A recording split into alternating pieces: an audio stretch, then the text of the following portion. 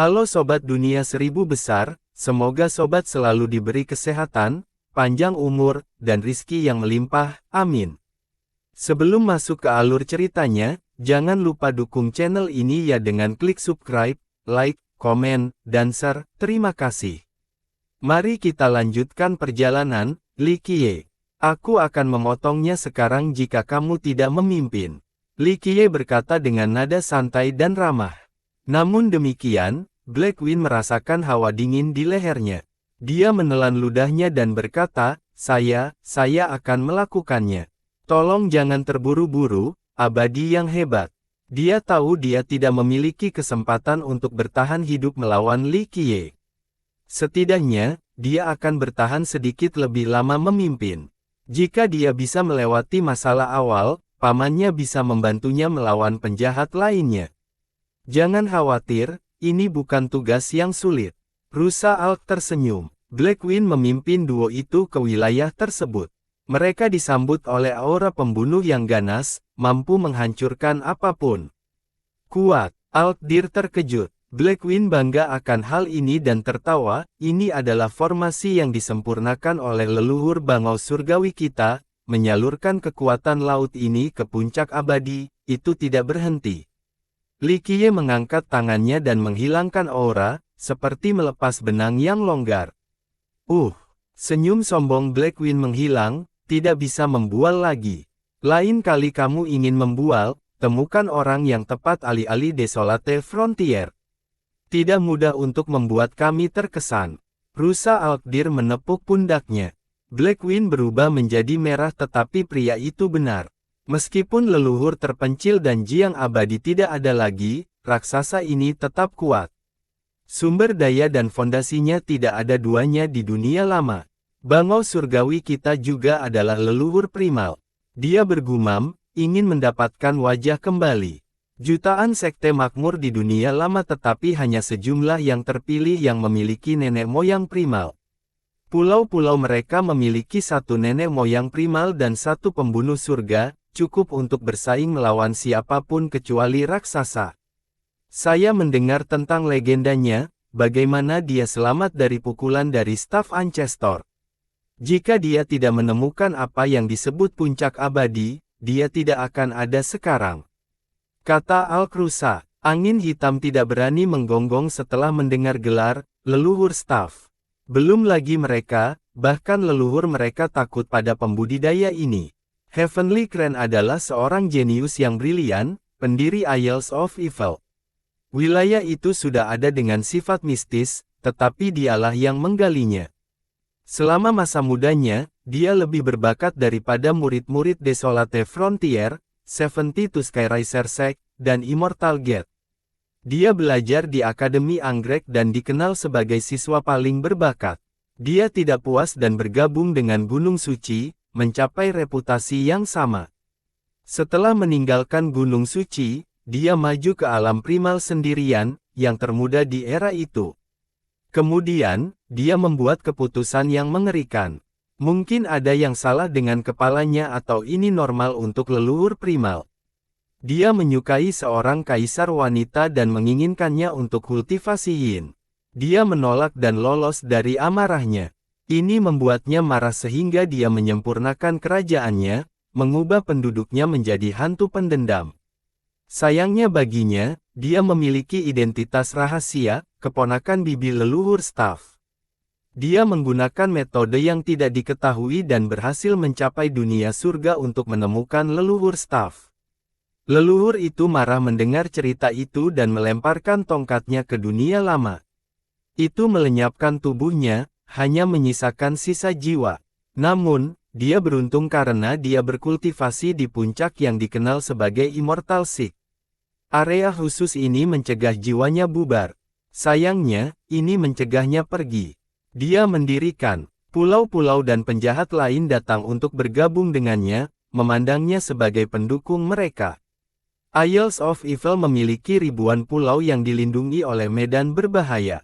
Sebagai salah satu dari 9 penjahat besar, angin hitam memiliki pulau besar dengan banyak bawahan. Ketika dia kembali bersama Li Qiye dan Alkrusa, salah satu anak buahnya maju, berharap untuk menjilat bantuan. Tuanku, mereka tahanan baru. Minggir dari jalanku. Dia mengirim bandit itu terbang. Tidak ada orang lain yang berani mendekat. Dia membawa Li Qiye kembali ke istananya yang mewah. Itu terlihat agak mengesankan, sama sekali tidak seperti sarang bandit. Tidak terlalu lusuh untuk bandit, hanya sedikit kurang selera. Alkdir berkomentar, Blackwing tidak terlalu berpengalaman dalam masalah penyempurnaan tetapi masih memiliki kesadaran diri yang cukup untuk mengetahui tempatnya yang sederhana tidak dapat dibandingkan dengan Desolate Frontier. Li Qiye duduk di ruang utama saat dia pergi untuk menyiapkan teh. Abadi hebat, aku khawatir aku tidak punya minuman yang layak di tempat yang ditinggalkan ini. Katanya, tentu saja, dia telah meminta bala bantuan saat membuat teh. Di pulau lain, Kaisar Goldblade merasakan panggilan untuk bantuan. Dia mengerutkan kening dan menghilang untuk menghadapi situasi. Dia pernah menjadi bandit fana, berpengalaman dalam seni di usia muda. Itu adalah keajaiban baginya untuk menjadi seorang kaisar dan keajaiban di antara keajaiban untuk mencapai tingkat puncak setengah langkah. Li Qiye duduk di dalam ruangan dan minum teh yang disajikan oleh Blackwing Monarch. Berdengung, riak terwujud dan seorang pria parubaya masuk dengan pedang emas disandarkan di bahunya. Jubahnya terbuka, memperlihatkan otot-ototnya yang menonjol dan tato naga emas di dadanya. Aura kekaisaran menelan ruangan, dengan mudah menekan makhluk hidup apapun. Dia adalah perwujudan seorang bandit di benak semua orang. Menjadi seorang kaisar tidak membebaskan akarnya. Pedang emas memancarkan partikel emas. Belum lagi ayunan, hanya lemparan biasa saja yang bisa menghancurkan gunung.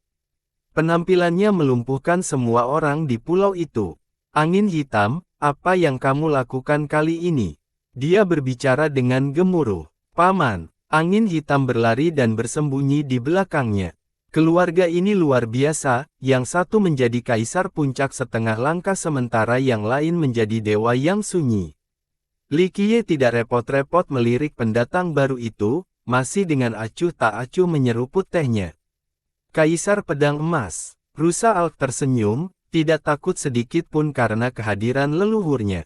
Siapa kalian berdua? Mata Goldblade bergeser antara Alkdir dan Li Qiye. Dia sedikit mengerutkan kening karena salah satunya adalah kaisar satu buah.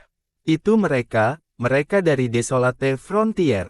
Angin hitam berbisik. Desolate Frontier, mereka menyerang. Goldblade bertanya, tidak, saya sedang melakukan bisnis pagi-pagi sekali. Angin hitam tersenyum kecut. Goldblade segera mengerti. Mereka mencoba merampok duo itu tanpa mengetahui latar belakang mereka. Idiot, apakah kamu buta? Goldblade memukul bagian belakang kepalanya.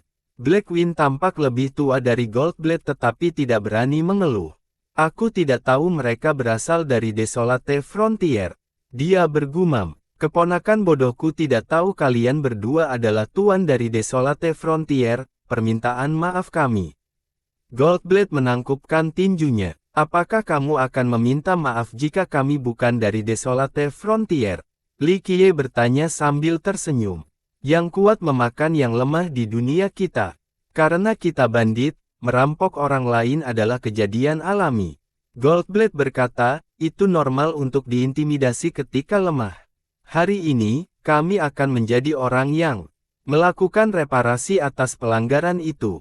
Rusa Alkdir hampir memuntahkan tehnya karena Goldblade membenarkan menjadi bandit. Saudara Dao, sejak kapan normal merampok orang lain? Rusa Alk tersenyum. Itu adalah kebenaran. Goldblade berkata, kamu adalah seorang kaisar dari Desolate Frontier, menikmati hak istimewa dari sumber daya yang tak terhitung jumlahnya.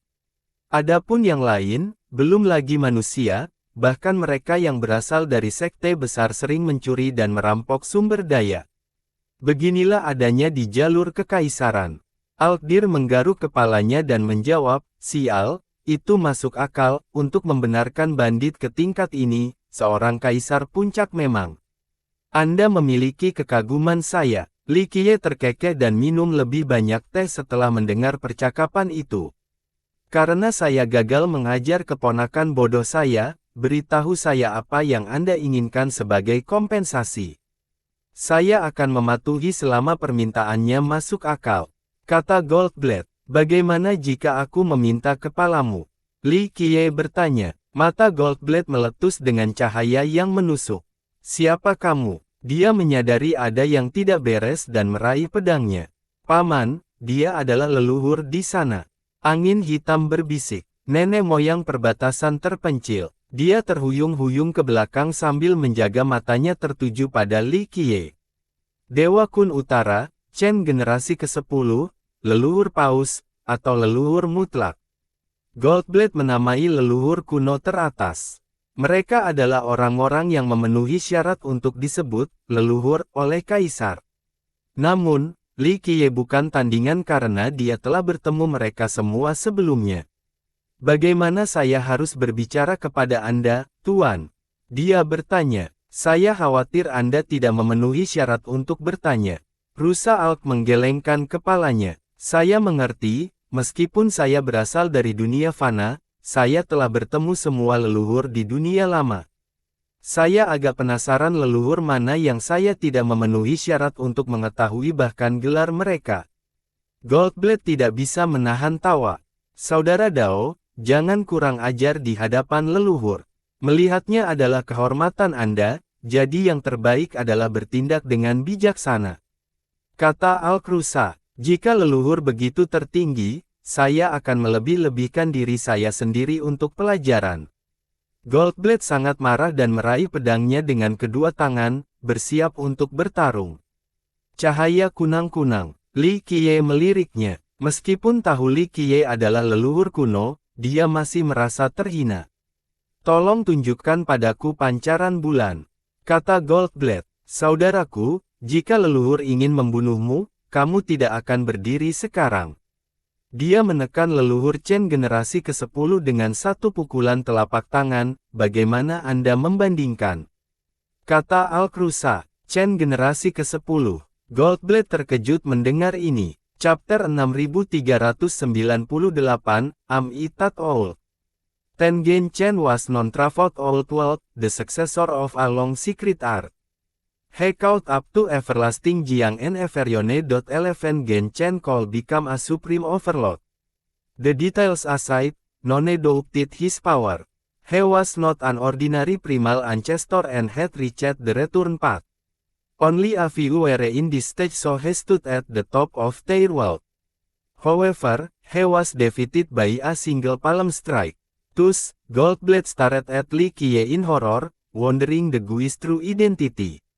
As for Blackwind, his legs trembled for even attempting to rob someone of this level.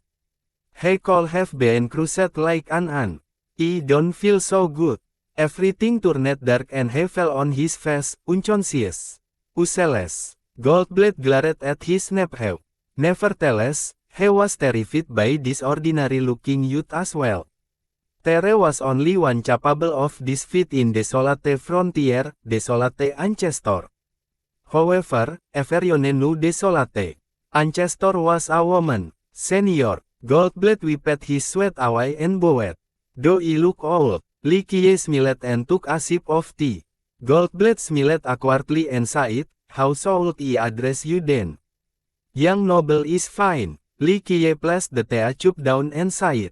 Just him sitting there and speaking casually frightened Goldblatt. This was rather strange because he never felt this while facing primal ancestors or heaven slayers.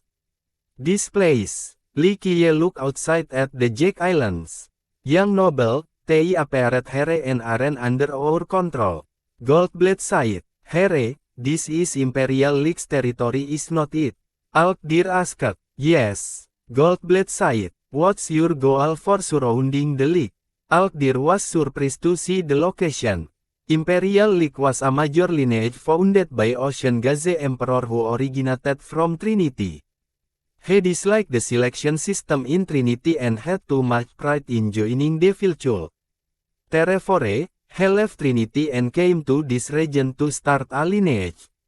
His goal was to gather like-minded individuals regardless of their origin. A few emperors joined at first. He eventually became a primal ancestor and more joined. It had a fixed position in Sea of Heavenly Sin. The same could then be said about Isles of Evil. Although the latter always floated unpredictably, it avoided territories with masters such as Imperial League and the Dugu. After a strange flood sound came the fog. We didn't know what happened before finding ourselves as Here. Now we have to plan accordingly. Goldblade sighed. Plan accordingly. Li Qiye stared at him. It's nothing. Goldblade immediately responded. They want to rob Imperial League. Alkdir didn't hold back. Nothing weird about my doing what I've done my whole life, given the opportunity. Goldblade paused for a second before arching his chest. It's admirable how you stick to your way. Alkdir gave him a thumb up. Goldblade smiled awkwardly and sighed, yes, it is in my blood now. Who's your target? Ocean Gaze Emperor or Virtuoso Emperor? Alkdir asked. From what I know, Virtuosos Emperor's parents are very companions, or progenitors disciples. I-chan sighed. Goldblade responded. Both choices were horrible. Ocean Gaze was a primal ancestor already while Virtuoso Emperor was at the apex stage. Most importantly, the latter came from Immortal Bronze Palace. Well, let's see the famous villains first.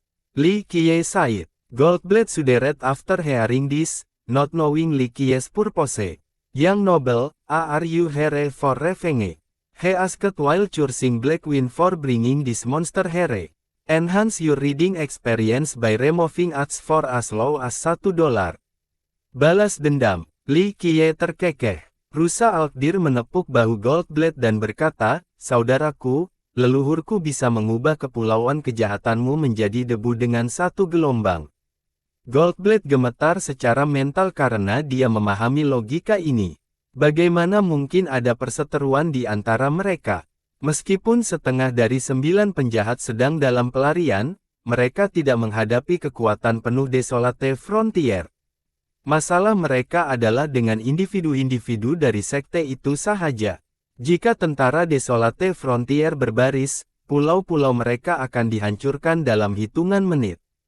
Sekte ini telah berpartisipasi dalam Immortal Slaughter dan Heavenslay. Menghancurkan pulau-pulau itu akan terlalu mudah.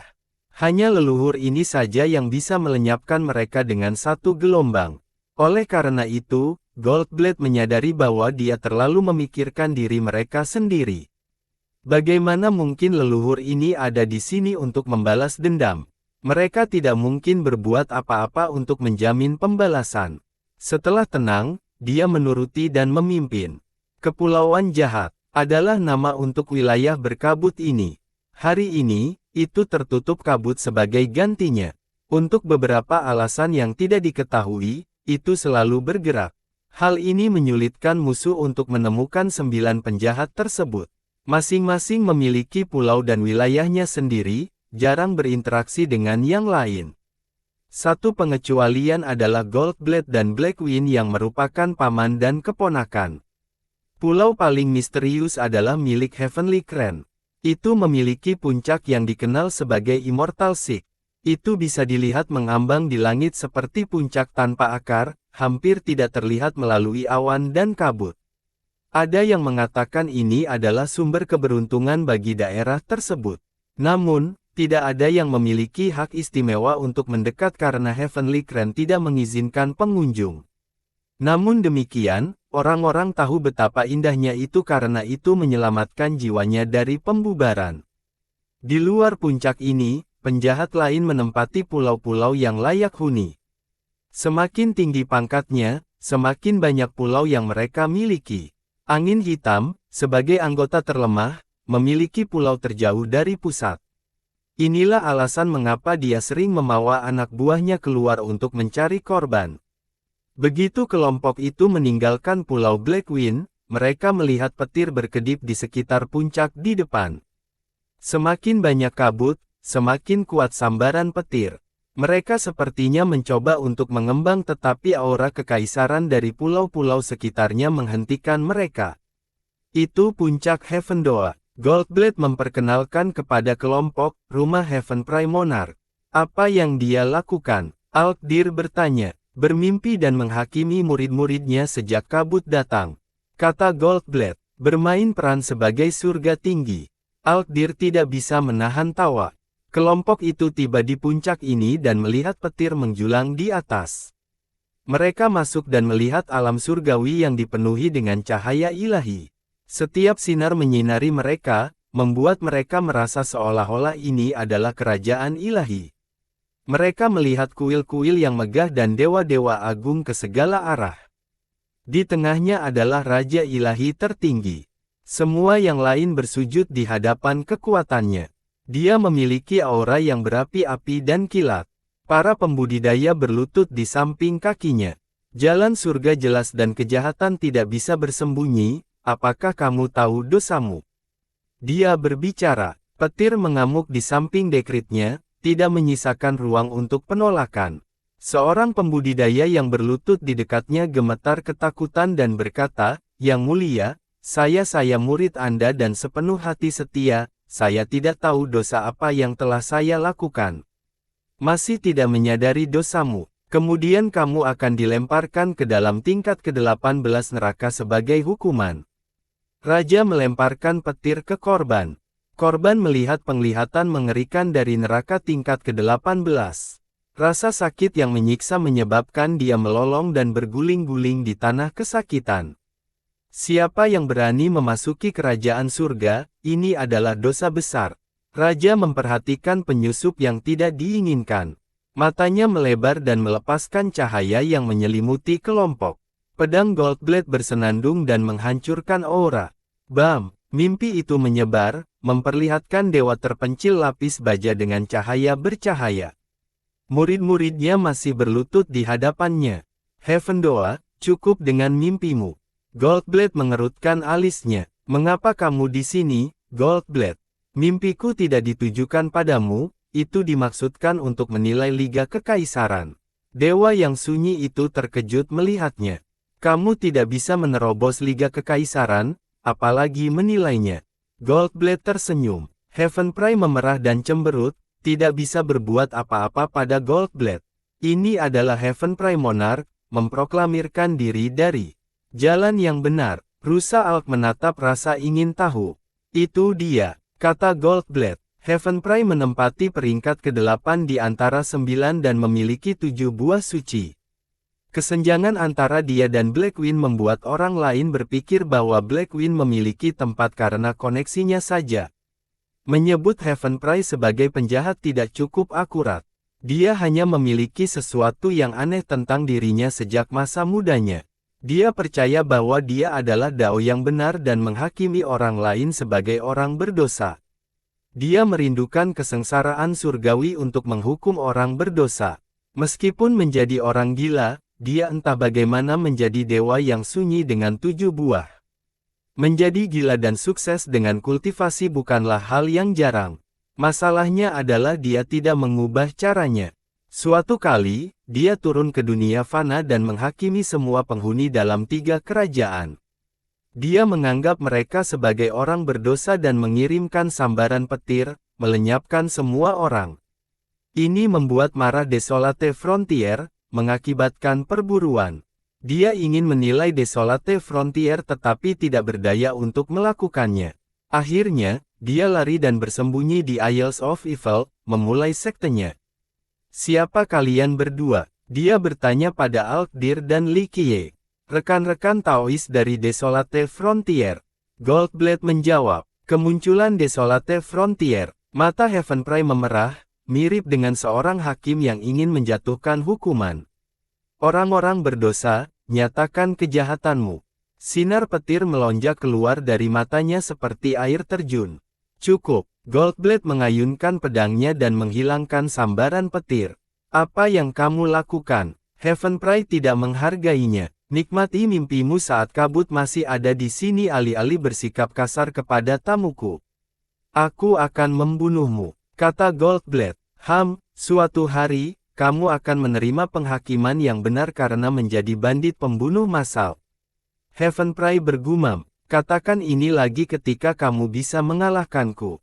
Goldblade tidak tahu apakah harus tertawa atau menangis. Dewa Sunyi Tujuh Buah tidak memiliki kesempatan melawan Kaisar Puncak setengah langkah. Biasanya, yang pertama tidak akan berani membuka mulut mereka, tetapi Heaven Pride adalah kasus yang unik. Tunggu, keadilan tidak pernah gagal untuk menganiaya, kata Heaven Dover. Goldblade terkekeh dan tidak keberatan dengan ocehan orang gila. Gangguan mental. Li Qiye menggelengkan kepalanya dan pergi. Apa katamu, bocah nakal, biarkan jalan yang benar menghakimimu. Heaven Pride berteriak dan memanggil petir lagi. Goldblade memelototinya sambil menepuk pedang. Heaven Pride segera berhenti dan berteriak, tunggu, orang berdosa tidak akan pernah lolos, petir akan menghantammu ke neraka selamanya. Setelah kelompok itu meninggalkan puncak, Alkdir berkata, saya belum pernah melihat dewa yang sunyi seperti dia, begitu gila. Perilakunya gila tetapi dia agak jernih. Tidak ada kekurangan mengenai kecerdasannya. Siapa tahu, itu sebabnya dia penjahat di sini. Goldblade mengangkat bahu. Itu benar, semua penjahat di sini memiliki satu atau lain kekurangan. Kata Alkrusa, apa milikmu? Li Qiye bertanya pada Goldblade. Goldblade membutuhkan waktu sejenak sebelum menjawab, saya selalu berpikir untuk merampok dan mencuri. Jika saya melihat tempat yang bagus, tangan saya langsung mulai gatal. Yah, itu bukan cacat. Saya adalah seorang bandit dan masih seorang bandit meskipun saya seorang kaisar, saya tidak pernah melupakan pengejaran asli saya. Kamu hampir seperti dia, kalian berdua memiliki masalah mental, meskipun berbeda. Li Qiye menepuk pundaknya dan berkata, tidak, Goldblade berkata, saya hanya merampok sesekali. Dia selalu mencoba melakukannya sambil menganggap dirinya sebagai dao yang benar. Dia berada di tahap akhir, Anda menengah, kata Li Qiye. Goldblade hanya bisa menggumamkan keluhannya, tidak bisa mengangkat pedangnya ke Li Qiye. Di antara kalian 9, beberapa pantas mendapatkan kematian sementara yang lain hanya memiliki beberapa kebiasaan buruk. Kata Alkrusa, seolah-olah kamu dewa dan kaisar yang sunyi tidak pantas dihukum mati untuk pembantaian sebelumnya. Goldblade menjawab, saya tidak bisa menyangkal ini. Alkdir berkata, aku sama berdosa denganmu, tetapi 9 tangisan, bangsawan hantu, dan dewa serigala rakus tidak dapat ditebus. Goldblade berhenti sejenak setelah mendengar ini. Itu sebabnya biarkan leluhurku pergi bekerja. Pilihan terbaikmu saat ini adalah memilih sisi dengan jelas sebelum dia melenyapkan seluruh wilayah. Kata Alkrusa. Goldblade melirik Li Qiye tetapi tidak bisa membaca ekspresinya. Kami 9 penjahat tidak memiliki ikatan yang kuat. Kata Goldblade. Yang terbaik adalah tetap seperti itu. Rusa Alkdir memperingatkannya karena kebaikan. Bersambung.